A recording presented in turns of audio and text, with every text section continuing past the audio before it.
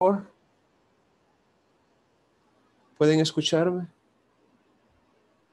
Hola, hola, ¿me escuchan? Sí. Va, perfecto.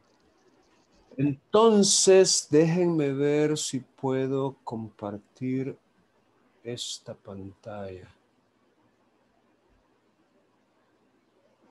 Ajá. No me está saliendo. Ok, voy a probar otra.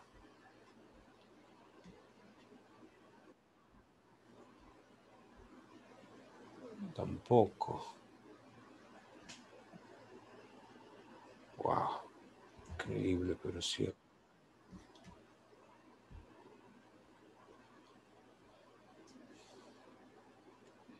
Ok. Vamos a resolverlo de otra manera.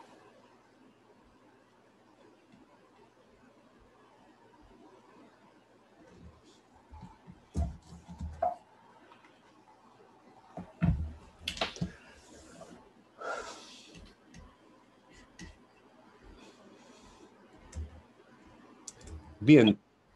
Vamos a iniciar y espero que puedan ver la pantalla que estoy compartiendo. Aquí está la plataforma virtual y se presentó en esta semana 5, pues el tema de la semana es la oposición del demandado. Entonces, no sé si ustedes lograron ya leer estos contenidos. Cuéntenme, ¿han logrado leer estos contenidos ya?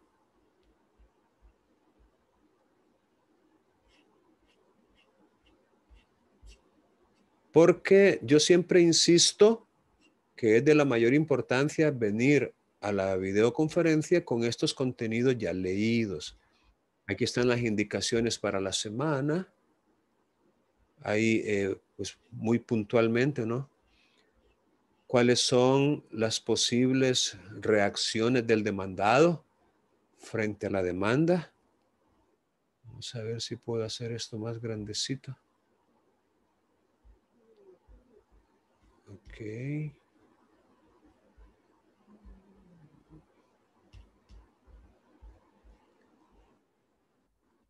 Esta es como la pregunta que motiva las discusiones de esta semana.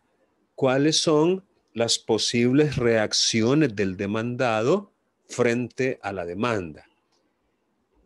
Es de la mayor importancia que ustedes puedan conocer los motivos de oposición en el proceso ejecutivo, ya que de ello depende el consejo que darás al demandado que te consulte. Emplazamiento en mano, tu rol de abogado, en tu rol de abogado. O si representas al demandante, podrás estar preparado para prever esos motivos y tener una respuesta eficaz. Ahora, en esta semana, fíjense bien, al expediente ejecutivo que ustedes están trabajando, le van a agregar una actuación procesal más, pero esta vez, o sea, no lo vamos a evaluar todavía, pero no significa que no lo tienen que hacer. O sea, no significa que no lo tengan que hacer. Tienen que hacer un escrito de oposición. Es decir, deberás preparar un escrito en el cual tu cliente se opone válidamente a la ejecución que se está intentando en su contra.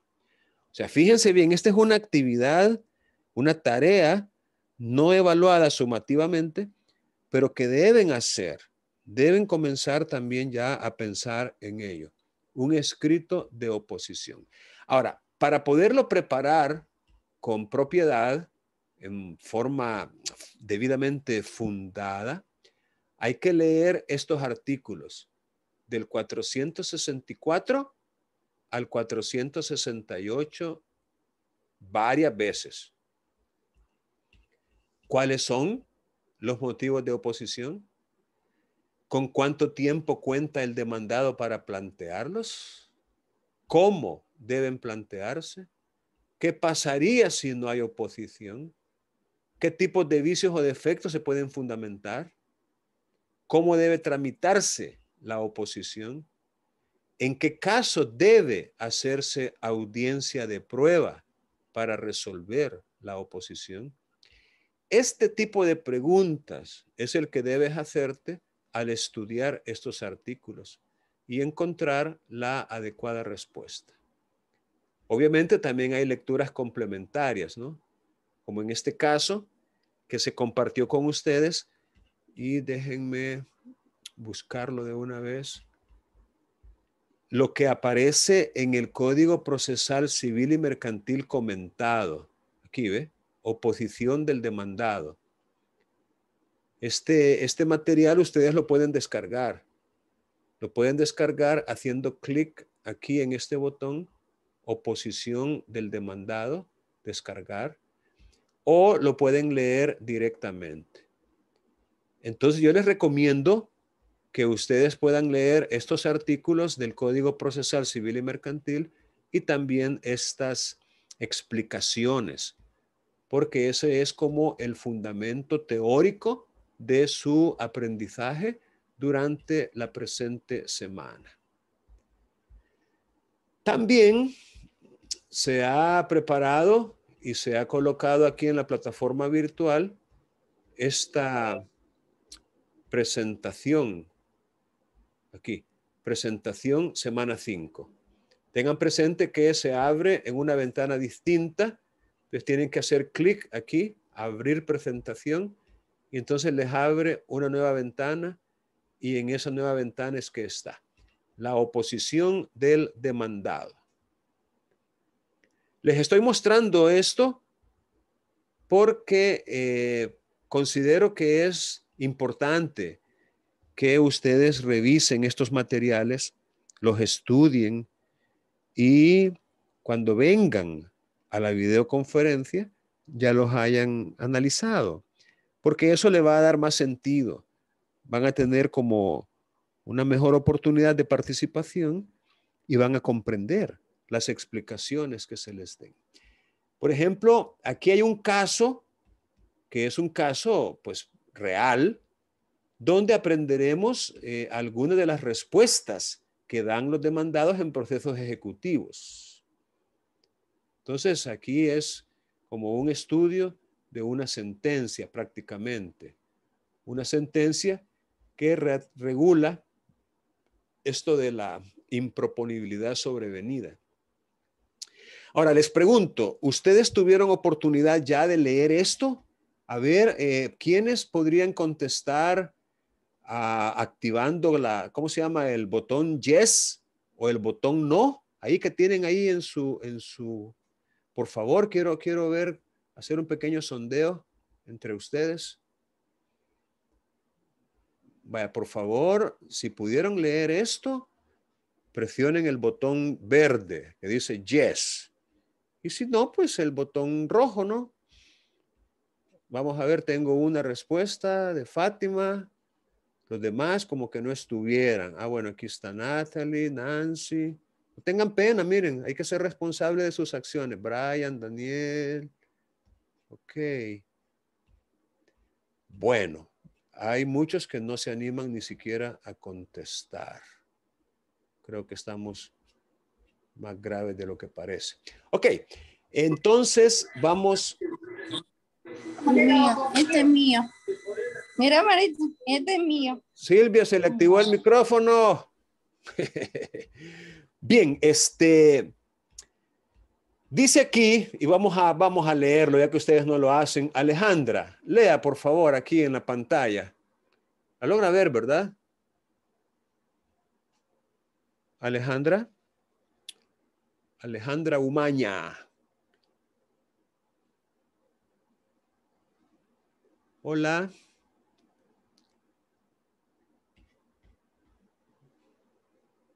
Alejandra. Si quiere puedo ayudarle, Lico. Está bien, Silvia, está bien, por favor. Vaya, improponibilidad sobrevenida. Okay. La Cámara de lo Civil de la Ciudad de San Miguel conoció en apelación un proceso tramitado en el Juzgado de lo Civil de San Francisco Gotera, Departamento de Morazán. una asociación cooperativa de ahorro, crédito y aprovisionamiento de responsabilidad limitada, representada legalmente por el presidente de su consejo de administración, demandó por medio de un apoderado general judicial a dos personas, una en calidad de deudora principal y la otra en calidad de codeudora solidaria. Muy bien, Silvia, muchas gracias. Vaya, esto es como una introducción al planteamiento del caso, ¿verdad?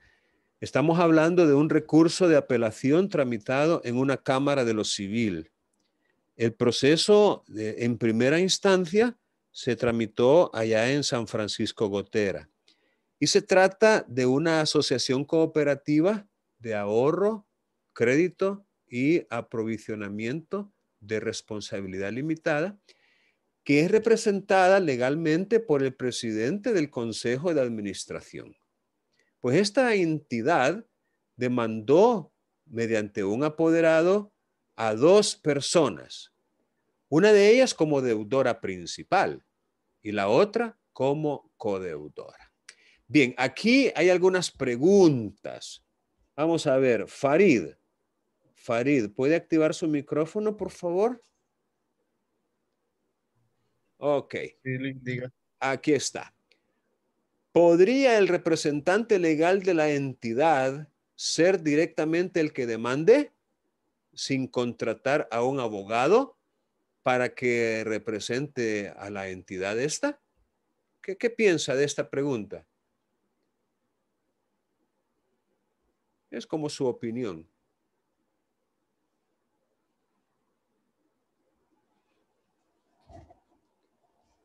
¿Me escuchó, Farid? Silly, en realidad me surge duda porque si él es el si él es el representante legal, perdón, de la entidad, no sé por qué habría de contratar a un abogado o abogada para que represente judicialmente a la entidad de la cual él eh, está. Muy Él bien. es el representante legal. Ajá, No correcto. entiendo. En realidad no me surge la duda. Sí, sí. Muchas gracias por su participación. ¿Alguien más quisiera opinar ahorita? Nathalie. Sí, Lick, con respecto a esa pregunta, Lick, me recuerdo así que en unas clases de otro licenciado, no me recuerdo quién, pero sí me acuerdo esto, que nos decía que no es necesariamente un representante legal, puede ser un abogado. Entonces, creo que sí es necesario que el representante legal, si no es abogado, tiene que contratar a un abogado para que represente judicialmente a la entidad en el proceso, no en las cuestiones administrativas de la entidad, ¿verdad? Porque se supone que la procuración es obligatoria. Debe haber una asistencia de un abogado para este proceso, creo, en mi opinión, pero no sé. Muy Sí, sí, bien. esa es mi opinión. Muy bien, Nathalie. Muchas gracias por participar. Puede bajar la manita para que en otra ocasión pueda activarla. Ajá. Oh, gracias. ¿Alguien más quisiera opinar? Licenciado, buenas tardes. Buenas tardes, Gerson. Considero que si es abogado, bien, porque para la postulación, según lo que entiendo y lo que establece la ley, el artículo 67 del Código Procesal Civil y Mercantil, es que los procesos civiles y mercantiles será preceptiva la comparecencia por medio del procurador, en este caso sería el abogado. Yo no le vería inconveniente alguno si el representante legal es abogado, ¿no? De lo contrario, sí tendría que buscar un abogado de asociación para eh, que se representara en el juicio. Es lo que opino. Muy bien, Gerson, muchas gracias. Bien, Farid, espero que haya escuchado, ¿verdad?, las opiniones de sus compañeros, porque efectivamente una persona jurídica, para poder actuar en la vida jurídica necesita de un representante en vista de que la persona jurídica no tiene corporidad, no tiene un cuerpo, no es tangible, no es material, sino que es básicamente ideal o intangible o inmaterial, la persona jurídica. Entonces necesita de una persona física, de una persona natural, para que la represente legalmente.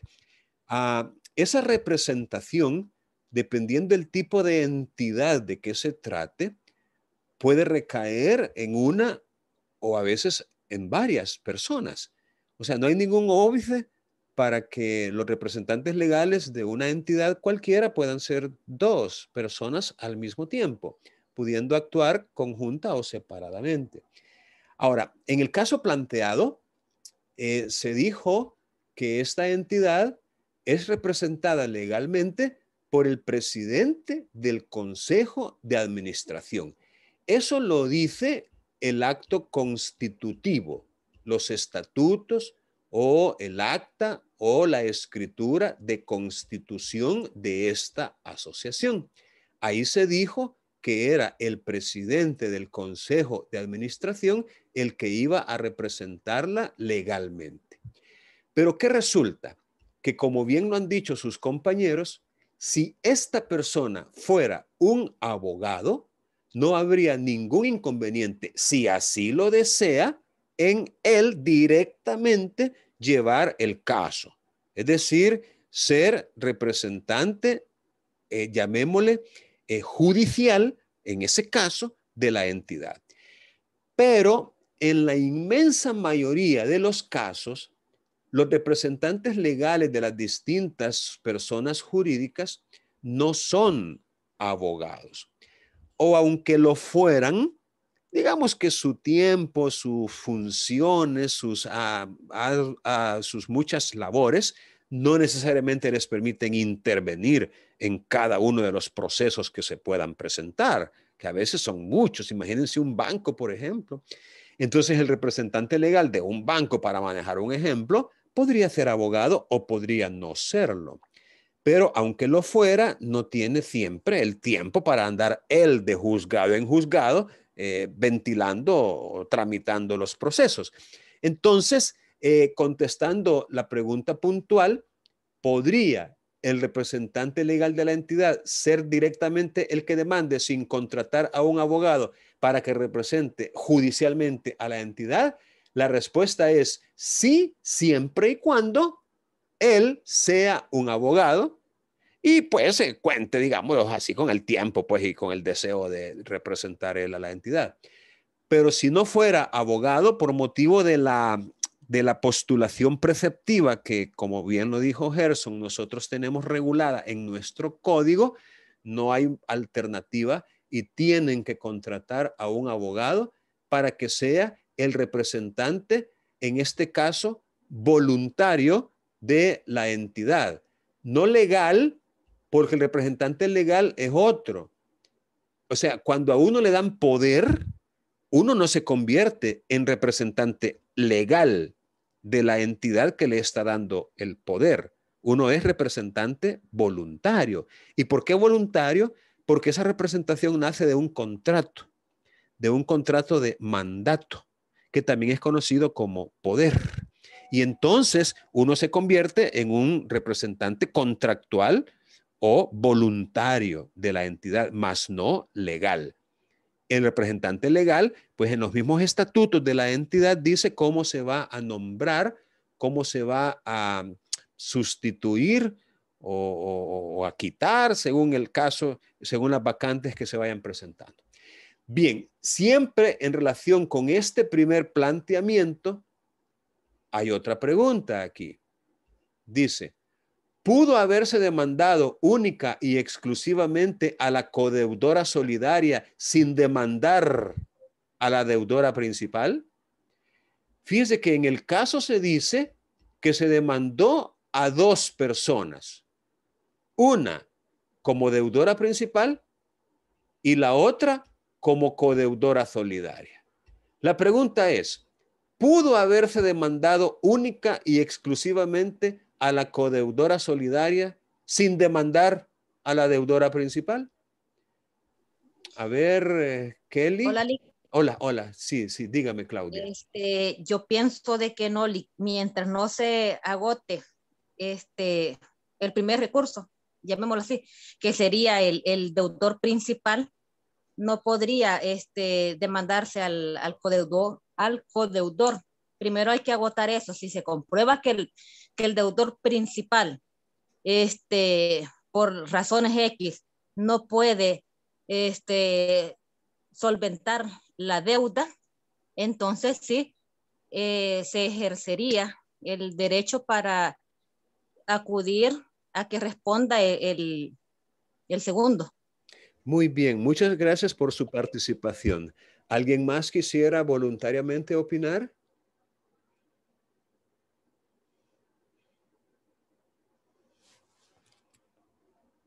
A ver, Cristian Vázquez.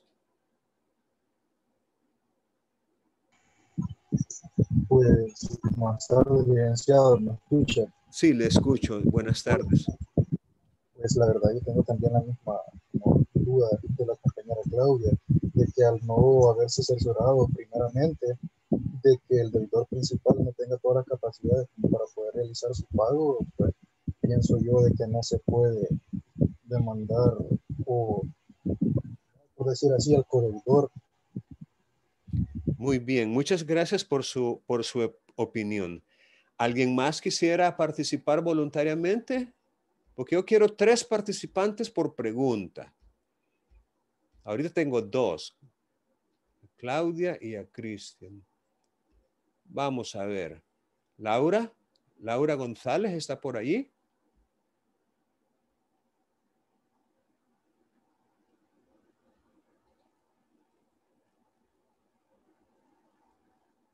Laura a la una.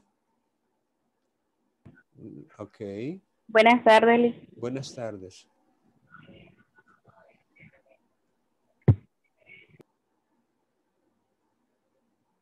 Sí, le escuchamos. No sé cómo responder acerca sobre esta pregunta. Muy bien, está bien, está bien. Ok, entonces por favor tomen nota de lo que voy a decirles en este momento. En materia de obligaciones, existe la posibilidad de que una obligación solo tenga a un deudor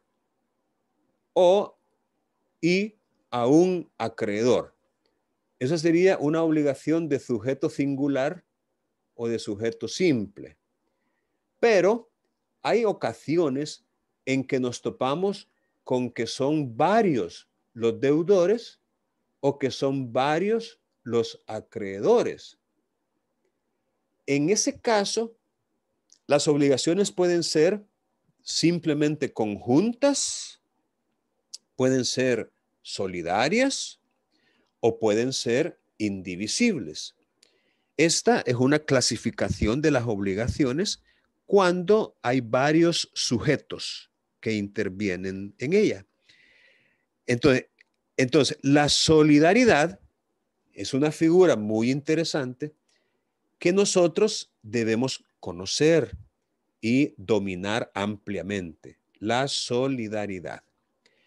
La solidaridad consiste en que, habiendo varios deudores, a cualquiera de ellos se le puede reclamar la totalidad de la deuda, siendo el acreedor el que elige a cuál de los deudores solidarios reclamarle la totalidad de la deuda. En eso consiste el hecho de que una obligación sea solidaria o insolidum, es decir, en que se le pueda reclamar a cualquiera de ellos la totalidad de la deuda y sin importar cuál de ellos pudo haber sido el que recibió algún beneficio de esa obligación. No importa.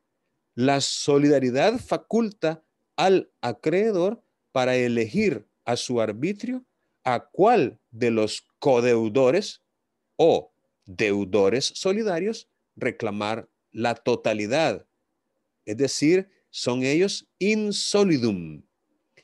Ahora, desde la óptica del acreedor, también puede haber solidaridad. En ese caso se le llama solidaridad activa.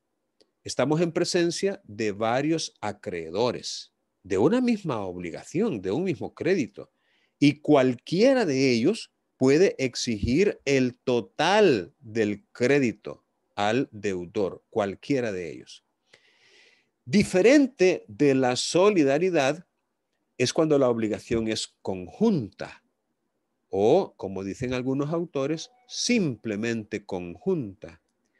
Cuando la obligación es conjunta, pues cada deudor solamente está obligado a pagar la parte o cuota que le corresponda. Y eso según el pacto, si hubo algún pacto, o si no hubo un pacto o una cláusula expresa, pues por partes iguales. Si fueran 5 los deudores y la deuda no es solidaria, sino que es conjunta, entonces habría que dividir la deuda entre 5 y cada uno de ellos solamente está obligado a pagar la quinta parte o el 20% de esa deuda. Si fueran 2, pues cada uno estaría obligado únicamente a pagar su parte o cuota, que sería en este caso la mitad, o sea, el 50%. Ahora, existe otra figura en materia de obligaciones que se llama fianza, el fiador. La fianza es una especie de caución, es una especie de garantía. Si en una obligación hay un fiador, allí sí se cumple lo que decía sus compañeros, de que al fiador no se le puede reclamar en principio la deuda, mientras no se haya perseguido al deudor principal. O sea, lo que se dijo por parte de sus compañeros es perfectamente aplicable, pero al fiador, mas no al codeudor o deudor solidario. Y es que el fiador goza de un beneficio que es conocido como beneficio de excusión de bienes. Así se le llama, excusión. Si lo podemos interpretar ya en palabras un poco más conocidas, es como que él bien puede decir, yo me excuso de pagarte y me excuso porque me estás reclamando de primas a primeras. Antes de reclamarme a mí como fiador, tienes que perseguir y reclamarle al deudor principal. Y solo en el caso de que él no pague, entonces yo voy a entrar en escena. Pero no puedes venir y dirigirte primero a mí. O sea, primero tienes que ir con el deudor principal y luego puedes venir conmigo. En eso consiste el beneficio de excusión. No sé si me explico. Pero el codeudor, o sea, el deudor solidario, no goza de ese beneficio de excusión. Entonces, él no se puede excusar. O en otras palabras, respondiendo a la pregunta, ¿pudo haberse demandado única y exclusivamente a la codeudora solidaria sin demandar a la deudora principal? La respuesta es sí. Es totalmente afirmativa. Sí se pudo haber hecho. O, pues, se pudo haber demandado solamente a la deudora principal sin demandar a la codeudora solidaria. O como en el caso de este caso, valga la redundancia, pues también se puede demandar a los dos, que fue lo que se hizo en esta demanda. Natalie. Hola, Lick. Hola. Sí, Lick, con eso que está diciendo usted de los codeudores y fiadores, me parece que es que las personas a veces cuando hacen digamos, un crédito, las entidades financieras a veces lo pintan de que es fiador y fiador y fiador. Y al final de cuentas, el supuesto fiador es codeudor. Entonces, se confunden. Y ya cuando llega el cobro de que han caído en mora y después el embargo, se sorprenden. Y se me vino a la mente, es un caso así, por eso que está explicando usted. Y si tiene confusión, nosotros lo entendemos, pero afuera no hay muchas personas que lo comprenden así. Muy bien, muchas gracias.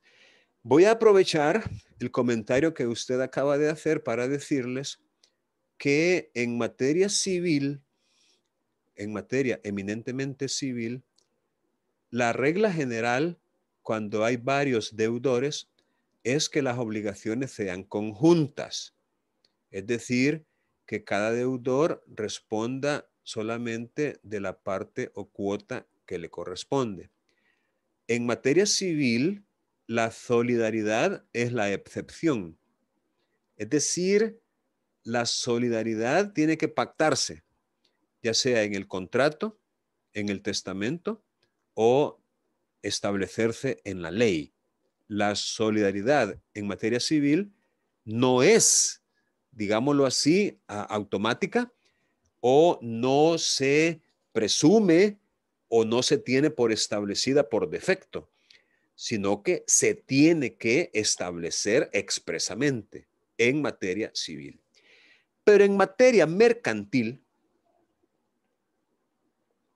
cuando hay varios deudores, la solidaridad es la regla general. En otras palabras, aunque no se diga expresamente, en materia mercantil, si son varios los deudores, siempre va a haber solidaridad, a menos que se estipule lo contrario. Fíjense cómo funciona esta diferencia en el campo civil versus el campo mercantil. A menos que se establezca lo contrario, entonces las obligaciones siempre van a ser solidarias. ¿Por qué digo esto? Porque si, como lo dijo usted, estamos en presencia de un banco, de una caja de crédito, de una asociación cooperativa como estas, que de alguna manera las operaciones que realizan son mercantiles porque son hechas en masa por empresa, entonces, aunque le llamen fiador, este fiador no goza del beneficio de excusión. En otras palabras, se considera como que si fuera en lo civil un codeudor, o sea, un deudor solidario. Pero usted tiene muchísima razón.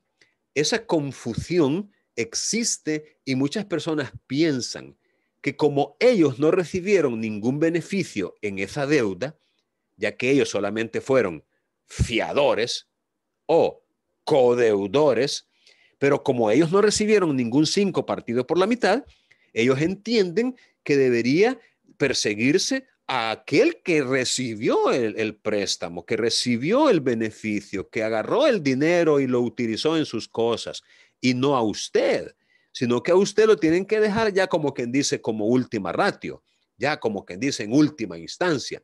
Pero, repito, si el negocio es mercantil, en tal caso la solidaridad es la que se aplica y por ende el acreedor elige a su arbitrio a quién demandar. ¿De acuerdo? Natalia, ¿es por otra pregunta o es por la misma que ya formuló el comentario? Ok, gracias. Si tiene algo más que decir, puede hacerlo. No, así está bien. Ok. Gracias. Hay una tercera pregunta aquí que dice, ¿cuál es la consecuencia legal si la deuda fuera pagada por la codeudora solidaria y no por la deudora principal? ¿Quién sabe la respuesta a esta pregunta?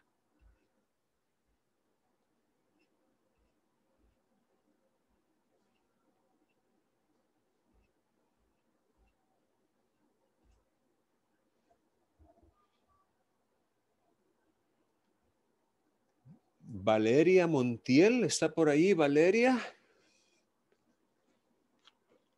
active su micrófono, por favor. Buenas tardes. Hola. Sinceramente, no sabría contestar. Muy bien, no tenga pena. Ok. Victoria Morales.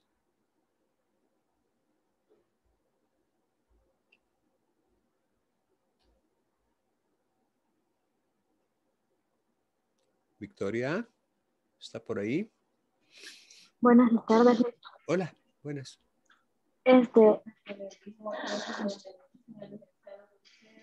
¿Cuál es la consecuencia legal si la deuda fuera pagada?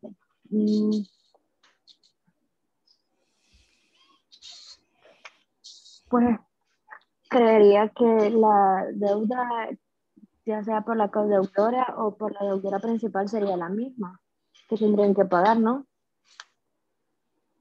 Sí, yo les acabo de explicar que el acreedor elige a quién cobrar, si a la deudora principal o a la codeudora. Y obviamente se trata de una misma obligación. Pero, y aquí paso a explicarles, espero que ustedes estén tomando nota, ¿verdad? Hay una consecuencia cuando la deuda es pagada por alguien distinto del deudor principal.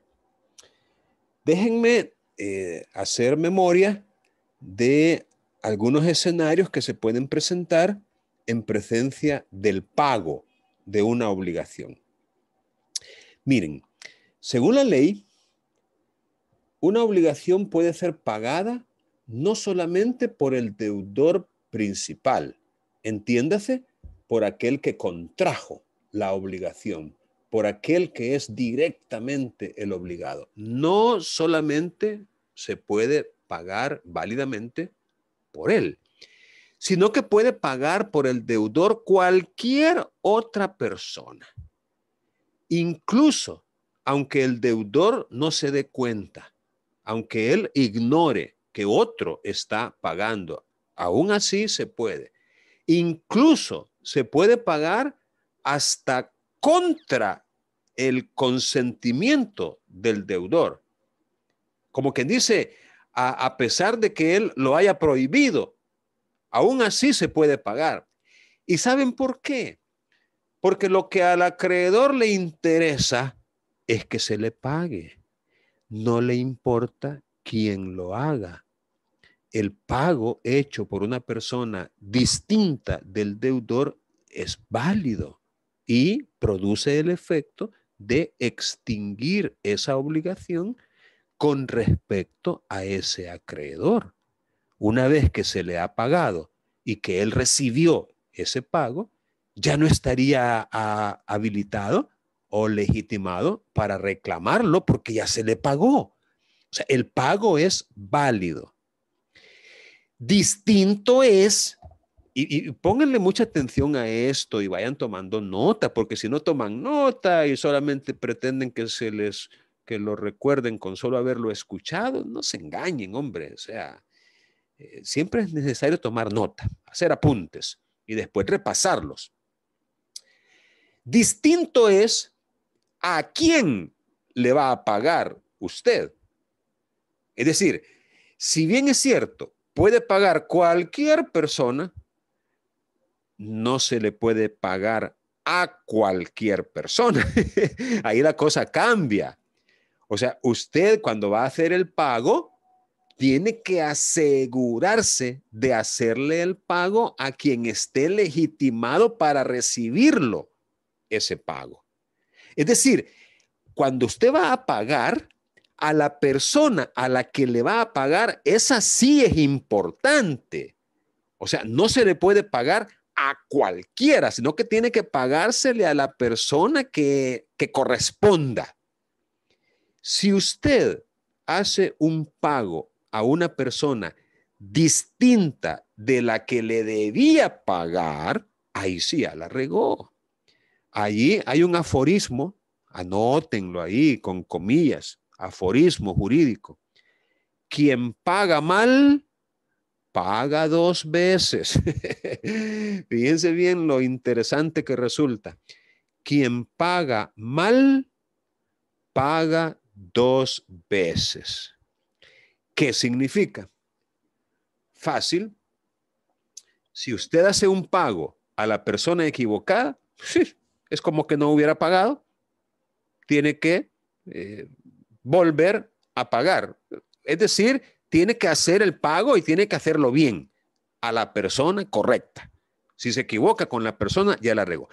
Pero desde la óptica del deudor, repito, ahí sí no importa. No importa quién haga el pago, porque lo puede hacer cualquier persona. Pero eso trae consecuencias. Y las consecuencias se reducen en una sola palabra.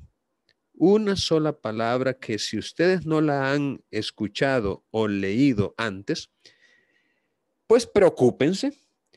Y digo, preocúpense porque a estas alturas de su formación ya tendrían que haberla por lo menos escuchado o leído, no solo una, sino varias veces.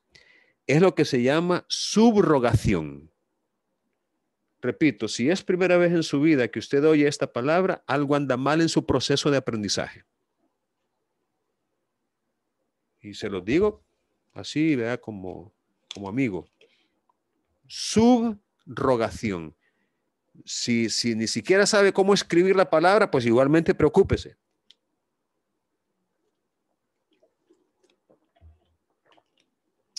En otras palabras, ese tercero que ha hecho el pago, aunque sea una persona ajena a esa relación jurídica, puede ser un extraño, una persona totalmente extraña al acto jurídico, o podría ser un fiador, o podría ser un codeudor. Pero si es una persona distinta del deudor principal, quien hace el pago, entonces se subroga en los derechos del acreedor.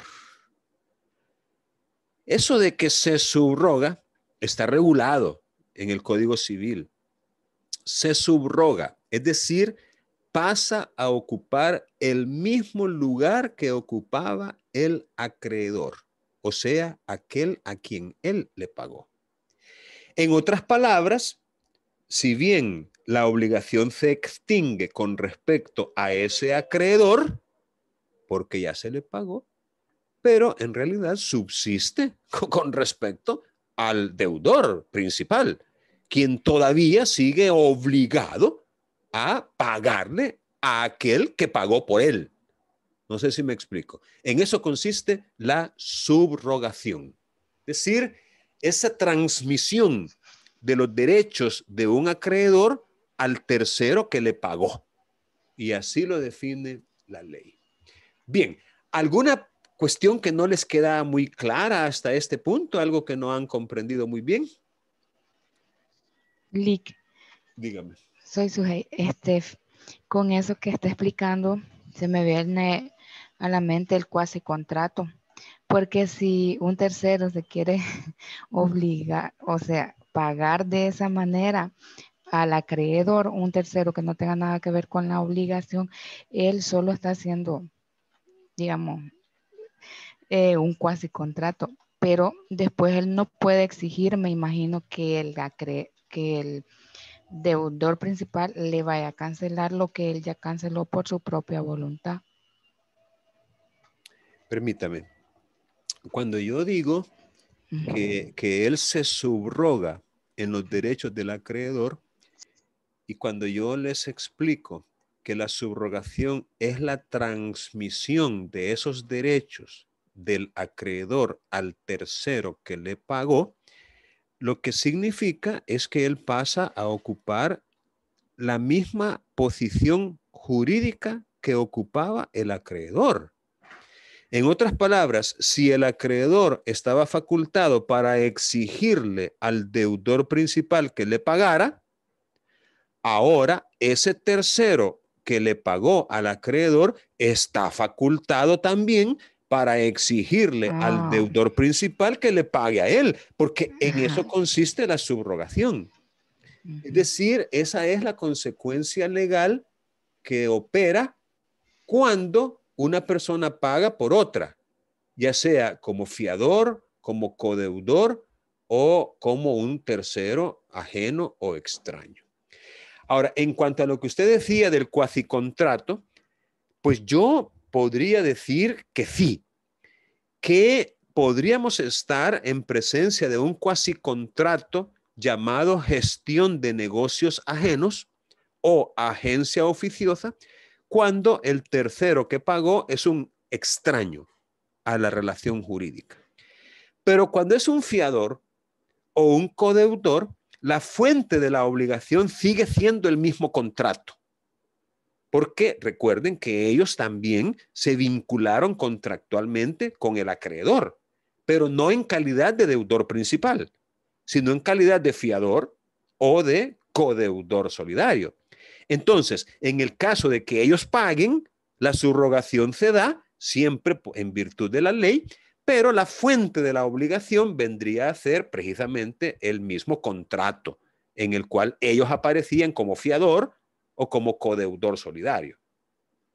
Pero si no hay contrato y viene un tercero, bueno, hay contrato, pero este tercero no es parte de él, porque no lo suscribió en ninguna calidad, y viene él y paga, entonces sí me atrevo a decir que podemos estar en presencia de un cuasicontrato como fuente de esa obligación, en cuya virtud el deudor estaría vinculado, el deudor principal, con este tercero en virtud de un cuasicontrato de gestión de negocios ajenos. Es decir, este vino y pagó por mí lo que a mí me tocaba pagar. Ahora, distinto es, porque miren, el derecho da para tantas posibilidades, tantos escenarios, especialmente el derecho civil. Por eso se dice que el derecho civil son las matemáticas del derecho, porque hay tantos casos que se pueden presentar y no todos ellos son tan sencillos de asimilar. Entonces, por ejemplo, si ustedes estudiaron derecho huyéndole a las matemáticas y estudian derecho civil, pues están en las matemáticas del derecho, pues. O sea, no culparía yo a alguien que odia las matemáticas y que pretende conocer derecho civil. No lo culparía porque está en un terreno que para él podría ser bastante árido. No quiere decir que no lo pueda asimilar, que no lo pueda aprender, pero es obvio que tiene que esforzarse un poco más que para aprender otras cosas un poco más sencillas. Pero lo que le quiero decir es que si, por ejemplo, ese codeudor sacó beneficio de la deuda y él paga, entonces él tiene derecho a recuperar aquello que pagó de más de lo que a él le hubiera podido corresponder pagar en virtud del beneficio que obtuvo. Es decir, es una variante que se puede dar. Porque fíjense que a veces hay codeudores solidarios que han recibido beneficio de la deuda. Le pongo un ejemplo. 2 personas reciben un préstamo de $100, pero ese préstamo es 50 para cada uno. O sea, uno se lleva 50, el otro se lleva 50. Pero para garantía del acreedor, se constituyen codeudores solidarios, ellos dos, a pesar de que cada uno solo recibió 50, pero el total de la deuda es 100. Entonces viene el acreedor y siendo 2 los codeudores, le reclama solo a uno los 100. ¿Cuánto creen ustedes que estaría facultado para reclamarle ese deudor que pagó al otro? ¿Los 100? Por supuesto que no. Solamente los 50 que le tocaban pagar al que no pagó, porque a él le tocaba pagar 50. Entonces, esa es otra variante que hay que tomar en cuenta y que tiene que ver con los efectos del pago hecho por un codeudor cuando él recibió alguna utilidad, algún beneficio. ¿Cuál es la moraleja de esto? Ustedes algún día van a ser notarios o notarias y algún día van a documentar un préstamo a cargo de 2 o más personas. Entonces, ¿cuál es la moraleja del asunto? Aclaren en el documento que se redacte, aclaren. Es decir, pongan la aclaración de quién es el que está recibiendo beneficio de esa deuda. O si están recibiendo beneficio todos ellos, pues aclárenlo. Pónganle allí que uno recibe 75, el otro recibe 25, pero aún así se constituyen codeudores solidarios. O si uno recibe los 100 y el otro no recibe nada, pues pónganlo en el contrato. Eso no es pecado. Todo lo contrario, es lo más recomendable para garantizar un ejercicio eficaz de los derechos de las personas. Y el otro punto que quería mencionarles cuando les hablaba del tema este de las matemáticas, es que también existe la posibilidad de que el tercero ajeno al contrato pague contra la expresa prohibición del deudor principal. Es decir, el deudor principal le puede prohibir al tercero que haga el pago, prohibírselo expresamente. No quiero que vayas a pagar. Y sin embargo, aún así, este va y paga. Aún así, contra la expresa prohibición del deudor principal, que es una situación que también se pudiera presentar. Entonces, en ese caso, también hay una consecuencia jurídica, y es que igual se va a subrogar en los derechos del acreedor, pero solamente en aquello en que el pago haya beneficiado al deudor principal. Es decir, el beneficio no va a ser absoluto, o mejor dicho, la subrogación no va a ser total o completa, sino que va a estar como condicionada. Si ese pago ha resultado un verdadero beneficio para el deudor principal, entonces sí se puede subrogar en lo que ese beneficio represente. Pero si ese pago no ha resultado en un beneficio para el deudor principal, entonces no va a tener derecho a nada. ¿Por qué? Porque hizo el pago prácticamente en contravención a la orden que el deudor principal había dado. Bien, avancemos con esto para ver si podemos terminarlo. Vaya. Peticiones contenidas en la demanda. Daniel Iván está por ahí para que me ayude a leer.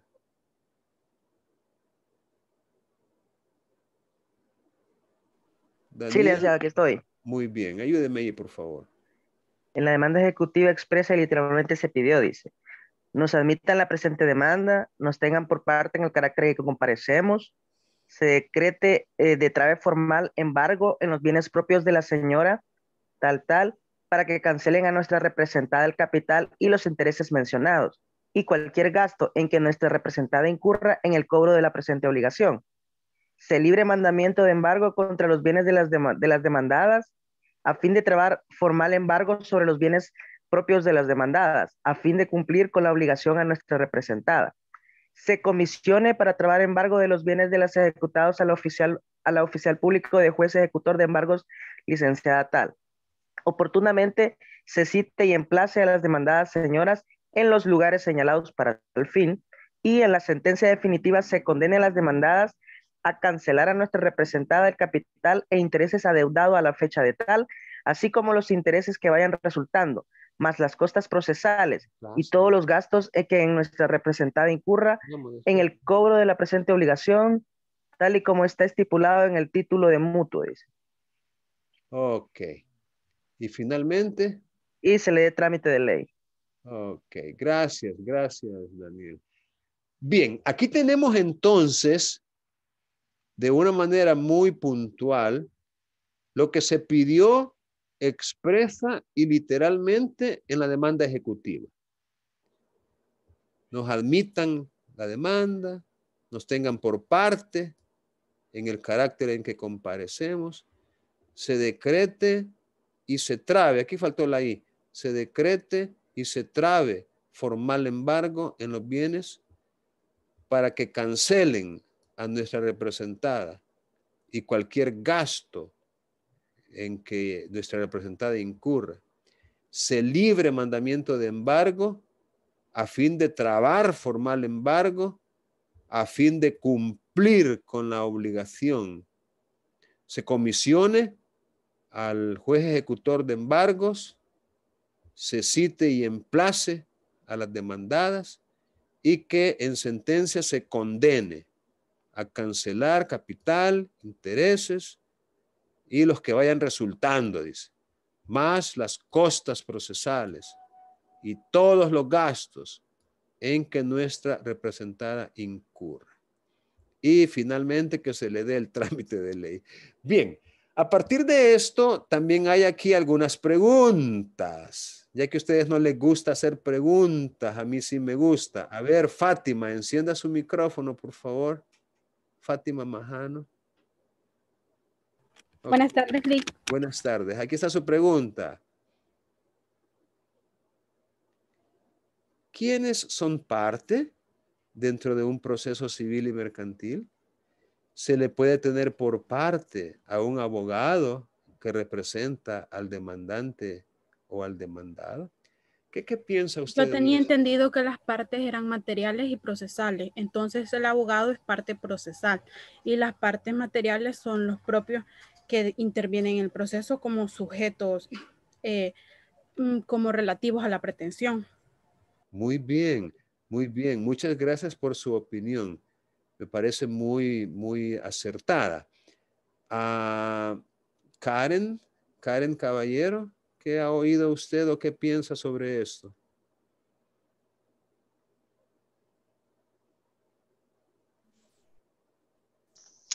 Buenas tardes, licenciado. Buenas tardes. Igual comparto la opinión de la compañera de que son parte en el proceso civil, la parte demandante y la parte demandada, y igual el juez. Y como el abogado también es parte material del proceso. ¿Quién es el que representa judicial? Procesal. Procesal. Bien. Muy bien, muy bien. Muchas gracias. Yo también había escuchado esa opinión de que existe esa clasificación de las partes en partes materiales y en partes procesales. Me parece que es una explicación que podría sostenerse.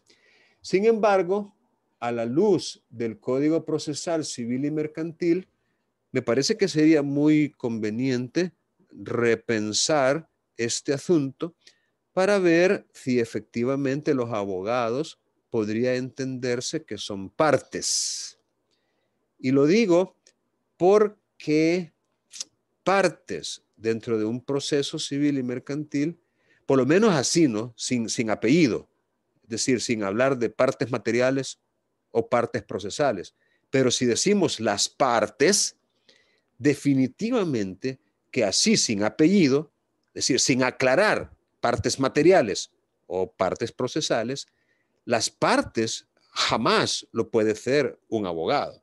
Es decir, un abogado será el representante judicial, voluntario por cierto, podrá ser el apoderado, podrá ser el mandatario, pero jamás parte. Entonces, yo lo digo porque a veces de lo que se trata es de ir puliéndose uno aún en el uso apropiado del léxico, del lenguaje jurídico. Entonces, no me parece a mí que sea propio pedir que se le tenga por parte.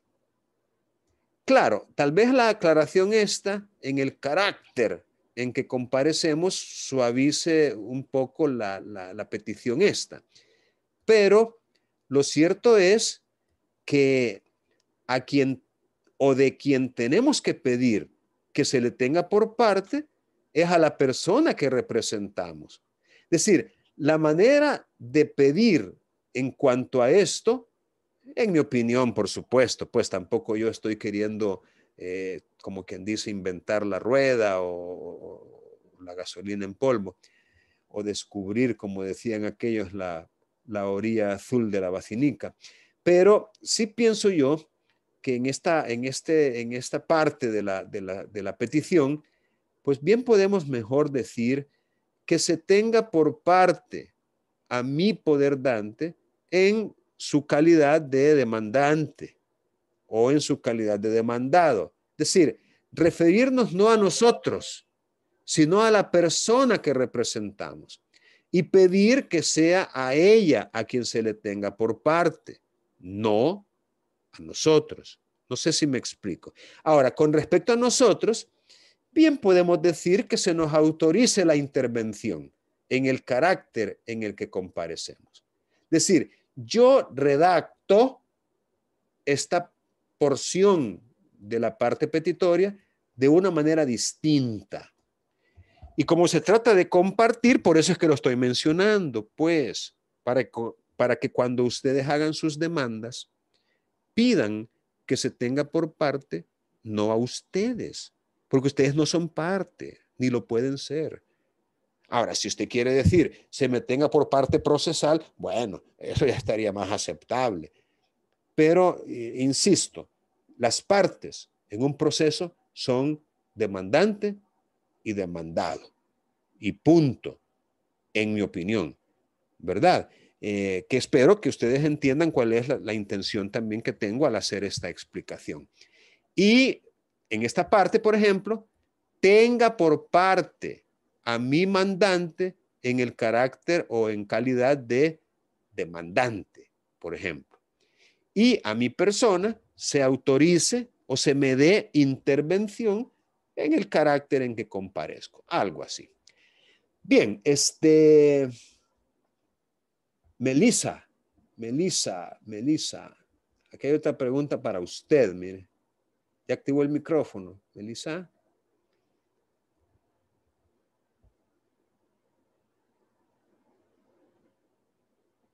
Melissa a la 1. Melissa a las 2. Melissa a las 3. Mercy Martínez.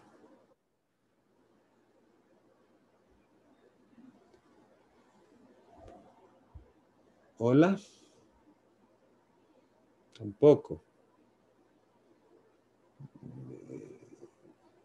Alicia Yamilet Villalta. Alicia Yamilet, ¿está por ahí?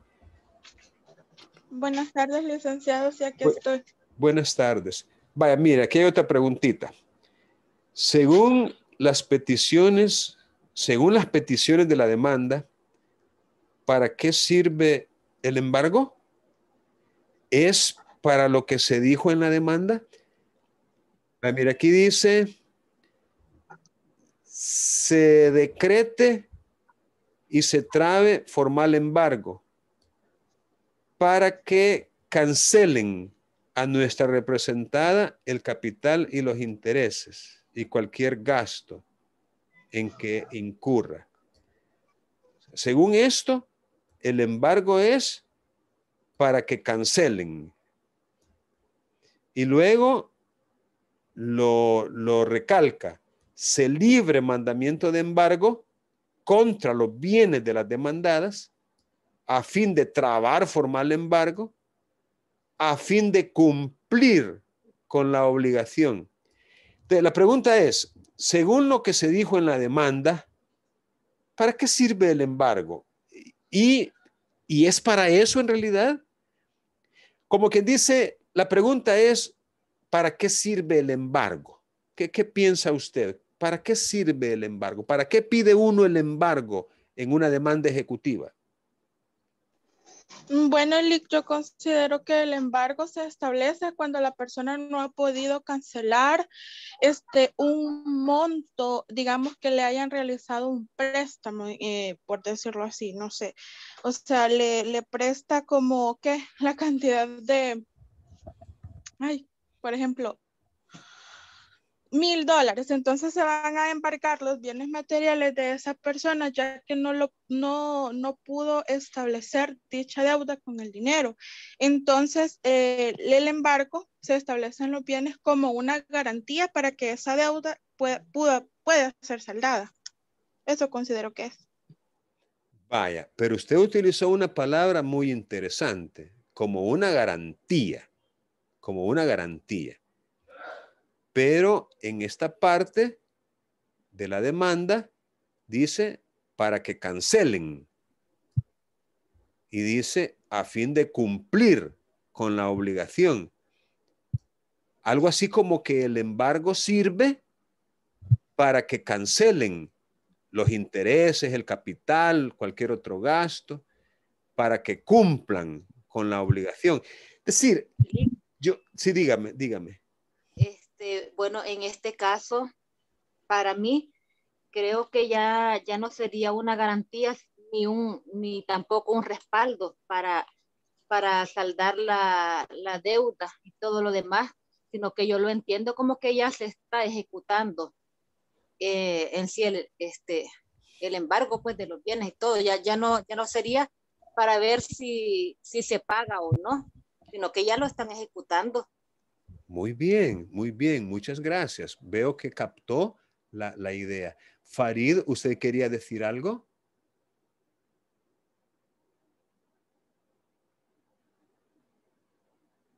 Farid. Tilly, con respecto a la misma pregunta. Sí. Yo tenía entendido mediante las clases pasadas de la semana pasada, ¿verdad? De que el embargo preventivo surge como una medida, ¿verdad? En el que se puedan, por así llamarle, secuestrar los bienes, ¿verdad? Para garantizar que para garantizar, a ver, las cosas, para garantizar que se cumpla, ¿verdad? El pago de la deuda. Exacto, exacto. Muy bien, Farid, gracias.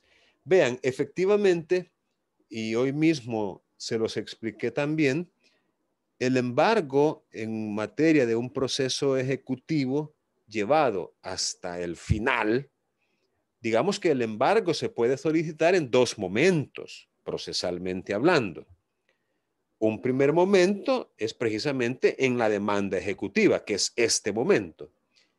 Pero hay un segundo momento en que usted solicita el embargo y es ya en el proceso de ejecución forzosa, en el trámite de ejecución posterior a la sentencia estimativa.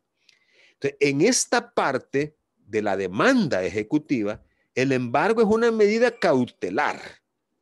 Es, como ustedes muy bien lo han dicho, no para que, digamos, ya de una vez llevarlo a ejecución y de una vez llevarlo a venta en pública subasta y de una vez ya adjudicárselo al acreedor en pago por motivo de lo que se le debe al no haber interesados en la compra. Es decir, no es todavía, pues, eso es lo que yo quiero recalcar a partir de esta pregunta que les hago, en base a una demanda que ustedes la pueden consultar ahí. Aquí está el número de expediente en la parte superior. O sea, ustedes lo pueden consultar en el Centro de Documentación Judicial. Es una demanda de esas de la vida real, pues, que están metiendo nuestros abogados en los procesos ejecutivos. Entonces, lo que quiero yo destacar es que el embargo tiene una finalidad, ¿por qué no decirlo?, distinta de la que en esta demanda se quiere hacer ver. Entonces, una cosa es pedir el embargo como medida cautelar y otra cosa es pedirlo como actuación ejecutiva, como actuación ya o actividad de ejecución propiamente tal. Otra vez, y como de lo que se trata es de integrar el conocimiento que adquirimos en las distintas asignaturas, porque toda verdad, todo conocimiento en el fondo es parte de un todo, Y ese todo es el que uno tiene que integrar, tiene que buscar en distintas áreas, un poco aquí, un poco allí, paso a paso, poco a poco, en distintas asignaturas. Hay lo que se conoce como un derecho de prenda en general. Un derecho de prenda en general, que no es más como la posibilidad que todo acreedor tiene de perseguir el cumplimiento de su crédito en el patrimonio del deudor. Y ahí se habla de bienes muebles, bienes inmuebles, bienes presentes, bienes futuros, con excepción de los bienes inembargables. Entonces, la idea, pues, de este derecho de prenda en general es facultar a todo acreedor para que pueda perseguir en los bienes de su deudor el cumplimiento o la satisfacción de su crédito. Entonces, ¿qué va a pasar con esos bienes una vez trabado el embargo? pues se van a sacar a venta en pública subasta. O sea, no es que con ellos se le va a pagar directamente al acreedor, a menos que se embargue una suma de dinero, que también es posible. Es posible que se embargue, por ejemplo, en una cuenta bancaria, una suma de dinero. Eso es perfectamente válido. O quizás, cuando llega el ejecutor de embargos a la casa del deudor, encuentra una caja fuerte y dentro de la caja fuerte encuentra un montón de dinero. También lo puede embargar perfectamente, una suma de dinero. Pero si no es dinero, esos bienes hay que convertirlos en dinero. ¿Cómo? Vendiéndolos. ¿A cualquiera? Pues sí, porque la oferta que se hace para la venta es general, es indeterminada, es a cualquiera que esté interesado. Se publican carteles para que lleguen al juzgado tal día, tal hora, y ahí se hace la venta en pública subasta. Entonces, con el producto de la venta, con el dinero que se recoja de la venta, entonces se le paga al o a los acreedores, pues a prorrata, si no fueran suficientes para pagarles a todos, y en todo caso respetando los privilegios o la prelación que los créditos tienen por ley, porque hay acreedores privilegiados y los hay que no son privilegiados, es decir, que no pueden ser pagados al principio, sino que tienen que esperar a que se le pague a los privilegiados y si sobra, les van a pagar a ellos, cuando hay varios acreedores. Vamos a ver, Carla Vanessa Portillo ya participó. Active su micrófono, Carla Vanessa.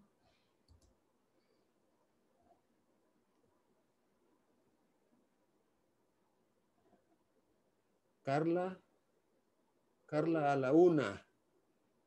Carla a las 2. Carla a las 3. Miren, hay bastantes que se conectan y se mantienen conectados, pero en realidad no están. Bueno, Nancy Esperanza. Dígale. Vaya, aquí hay una pregunta para usted. ¿Es el demandante el que le dice al juez quién será el oficial? Eso le salió fácil a ustedes. ¿Es el demandante el que le dice al juez quién será el oficial público de ejecutor de embargos o es el juez quien debe designarlo sin que se lo proponga el ejecutante? Digo que esta pregunta le salió fácil porque ya comenté algo sobre esto en esta misma sesión. A ver, ¿qué opina? Según presente bueno, yo considero que según presente la demanda, lógicamente tiene que ir especificado a quién se le va a embargar. No, es que la persona del deudor, sí, eso sí está claro, ¿no? El ejecutado, el demandado, el deudor, a él es al que le tienen que embargar. Pero ese embargo no lo puede hacer cualquier persona. Tiene que ser alguien que ha sido autorizado por la Corte Suprema de Justicia, que ha sido calificado previamente, que tiene las competencias necesarias y que ha rendido una fianza de un cumplimiento eficaz, legal y no arbitrario, ha rendido una fianza. O sea, un oficial público aquí le ponen juez ejecutor de embargos. Estoy seguro que este ha de ser una forma un poco antigua de referirnos a él. Juez ejecutor, no creo que sea juez. Yo creo que este nombre es antiguo. Pero sí es un ejecutor de embargos. Aquí sí está bien. Es un ejecutor de embargos. Repito, hay abogados que para ganarse unas fichitas de más solicitan esta autorización a la corte y les dan una credencial que los califica como ejecutores de embargos y ya están ellos, como que dice, listos para ejecutar embargos. No es una tarea muy agradable que se diga, créanme. Eso es feo, pues llegar a la casa a recoger chunches de un deudor. Bienes, pues. Pero otra vez, Mi pregunta aquí para usted, si considera correcto que sea el demandante el que le diga al juez a quién designar como ejecutor de embargos. ¿Qué piensa? Considero que no, debería ser el juez por su tema de imparcialidad quien dirige el proceso y por lo tanto quien dé la resolución sobre quién será el encargado de ejecutar. Muy bien, muchas gracias. Gracias por su respuesta, coincide con la mía, ¿verdad? Creo que ya se los había comentado. A mí en lo personal no me parece propio que sea el interesado el que lo proponga, pero me parece que es una práctica muy común en nuestros tribunales. Y no solo para ejecutores de embargos, que conste, sino a veces hasta para los peritos. ¿Tú quieres un perito? Pues, proponme un perito. Yo te lo nombro, pero proponlo tú. Se da también para los curadores que van a representar a la herencia yacente o a un demandado ausente en algunos casos. Ah, no, se le previene que proponga, lo manejan, fíjense bien, lo manejan vía prevención, se le previene que proponga. Yo no lo veo correcto, yo pienso que esa es una atribución exclusiva de los jueces y que ellos tienen pues, todo a su alcance para poder nombrar a estos oficiales, ejecutores de embargos, sin que sea uno el que se los tenga que proponer. Pero es que miren, ya en la práctica se ven unas cosas. Les pongo un ejemplo. A los abogados utilizan de mensajeros los jueces. O sea, líbrese oficio a tal lugar y comisionase al abogado para que lo lleve, pero para que lo traiga se le dan 10 días para que lo haga. O sea, si es que uno no es mandadero de los tribunales, hombre.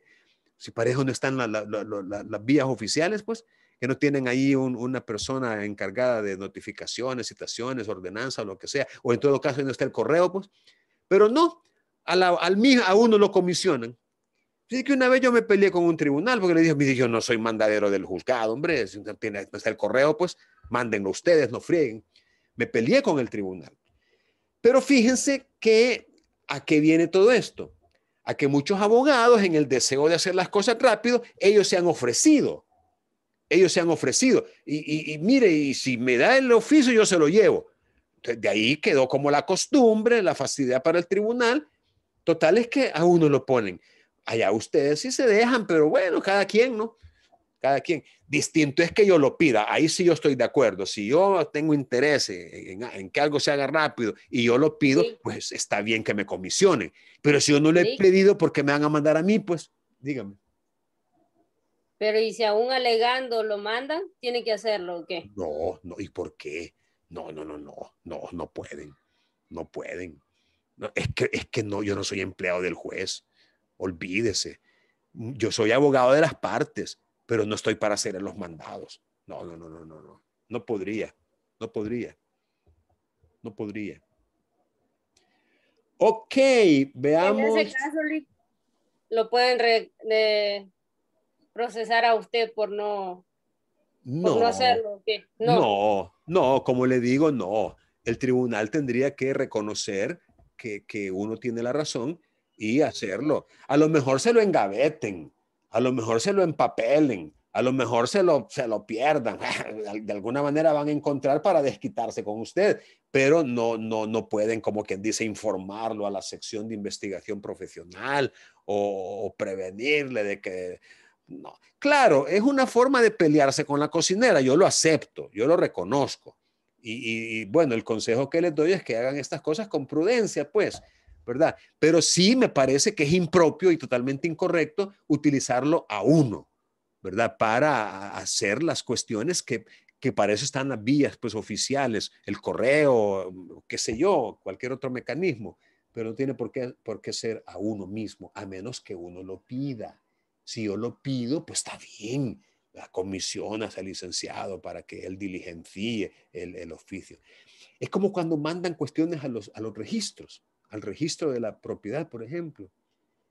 Y porque, claro, hay un pago que hacer. En eso estoy claro. Hay un pago porque en el registro nada es gratis, nada es de choto, por todo se paga.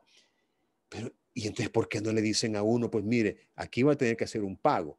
Entonces, traiga un cheque a nombre del Centro Nacional de Registros por tal cantidad y entonces nosotros vamos a trasladar el oficio y el cheque para efectuar el pago. Ya un cheque certificado que prácticamente es como dinero en efectivo. O sea, hay mecanismos, pues. Claro, lo más fácil, lo más expedito es mandar al abogado.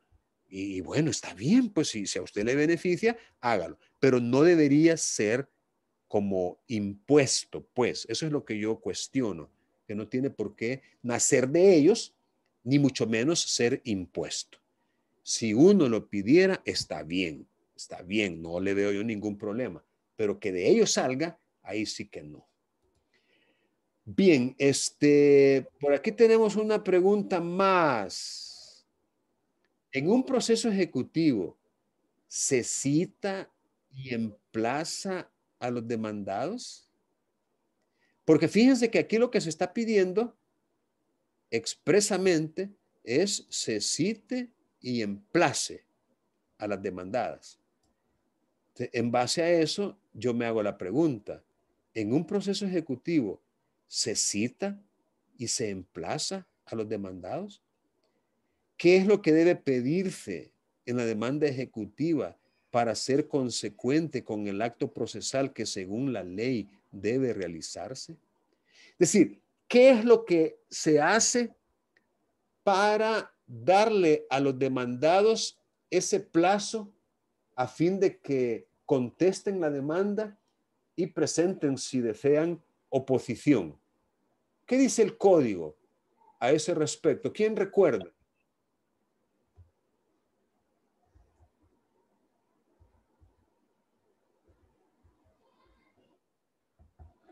¿Quién recuerda qué dice el código?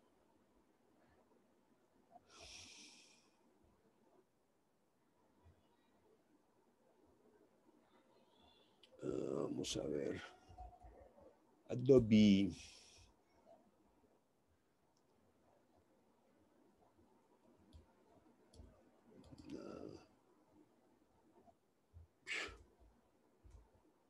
Vaya, qué bonito. Adobe.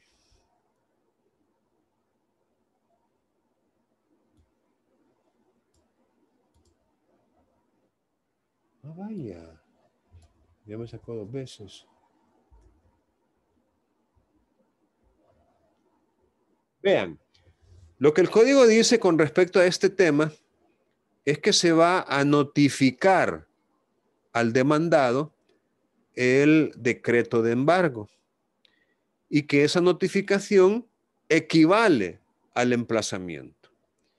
Entonces, en una demanda, pues no hay que pedir que se cite y emplace a los demandados para ser consecuente con lo que en realidad sucede en esos casos.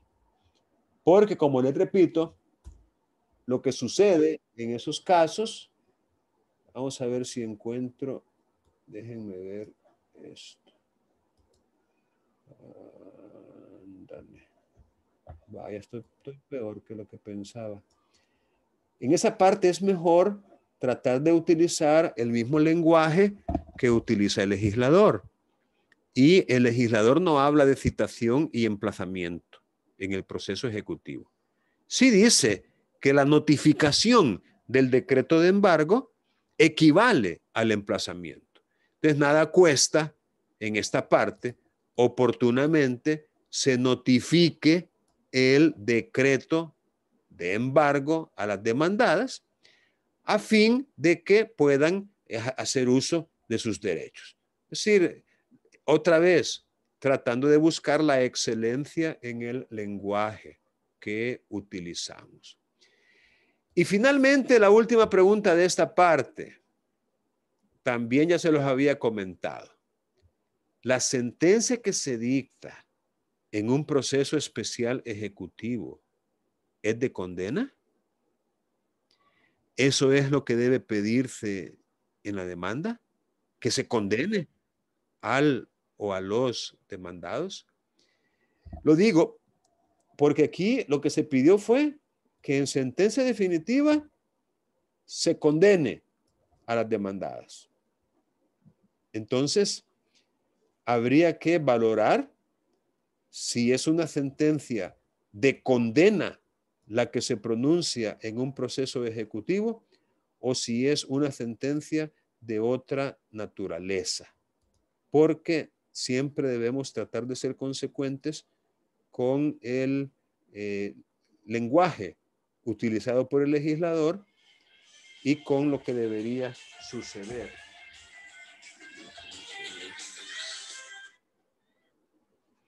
Hola, en unos minutitos voy a terminar a las 4:10. Quizás accidentalmente, pero usted me llamó a mí, todavía estoy en clases. Ok. Va, está bueno. Bien, bueno, si tienen alguna pregunta, ahorita la pueden hacer. Cualquier duda que les haya quedado de las explicaciones, algo que no han podido comprender muy bien. A ver, si tienen preguntas, las pueden hacer ahorita.